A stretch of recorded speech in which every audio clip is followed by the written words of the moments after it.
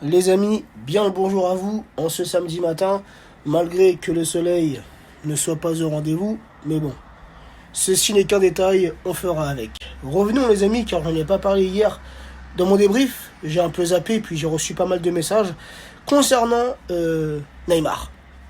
Alors si j'en ai parlé dans mon débrief, match très moyen, ceci pour ne pas dire très mauvais, de la part de Neymar, après il revient de blessure. Ça aussi les amis, il ne faut pas l'oublier. Puis Neymar, nous, on l'attend dans les gros chocs, dans les gros matchs de Ligue des Champions. Et comme je l'ai dit, en Ligue 1, des Neymar et des Mbappé, on peut s'en passer. Car Mbappé, hier, n'a pas fait non plus une très très bonne rentrée.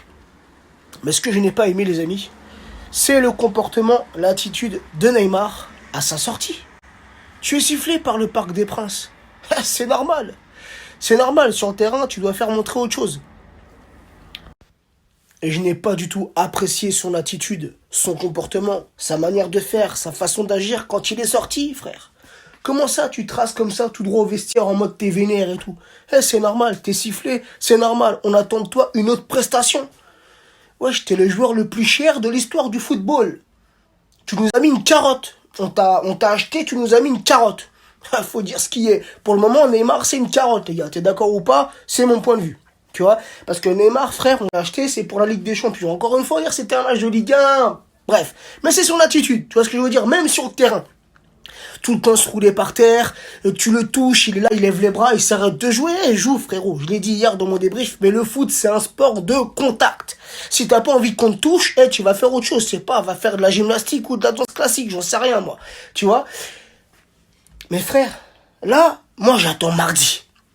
Parce qu'à mon avis, mardi, il va être titulaire Neymar. Tu vois ce que je veux dire? Connaissant Tourelle.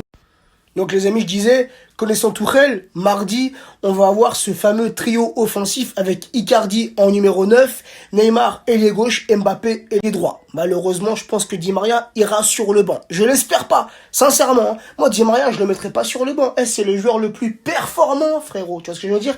Et hier, il a fait un bon match. Malgré quelques erreurs qui auraient pu nous coûter cher, notamment mon petit Di Maria sur, je sais pas ce que t'as voulu faire là hier quand t'es revenu dans notre défense, t'as voulu dribbler pour t'en sortir et malheureusement tu perds le ballon. Heureusement que Rémi, il rate sa frappe. Bref, j'étais sur Neymar les amis. Neymar et Mbappé, moi ces deux joueurs là, je les juge, c'est sur la Ligue des Champions. J'en parlais hier avec le frérot parisien 88 débrief, on en parlait via WhatsApp, on se faisait des petits audios et il a raison frère.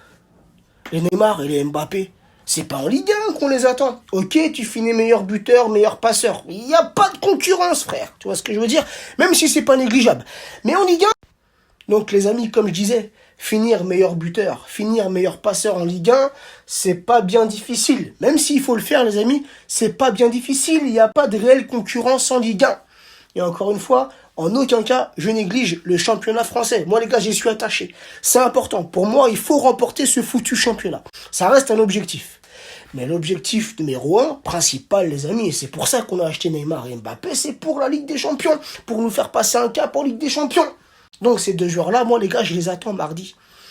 Et mardi, si on fait un match de merde, ils vont s'en prendre plein la gueule, gars. Plein la gueule. Parce que franchement, même le petit Kylian, que j'admire beaucoup, que j'aime beaucoup, pour qui j'ai énormément de respect, là, sur les derniers matchs, je sais pas ce qu'il veut faire. Je le sens pas très impliqué. Je le sens pas très motivé. Tu vois, il y a trop de suffisance, mon petit Kylian. Réveille-toi. T'es encore jeune. T'as l'avenir devant toi. Réveille-toi. Concentre-toi, gars. Les amis, on n'est que samedi. Il est 8h45. La Ligue des Champions, c'est mardi. Et ça me monte déjà au cerveau. Je suis là en train de vous parler via Snap, frérot. Ça y est, ça me monte au cerveau. Là, je repense à nos précédents matchs, nos précédentes prestations. Depuis ce match face à l'OM, depuis cette première mi-temps du 4-0, frérot, je sais pas ce qui s'est passé après.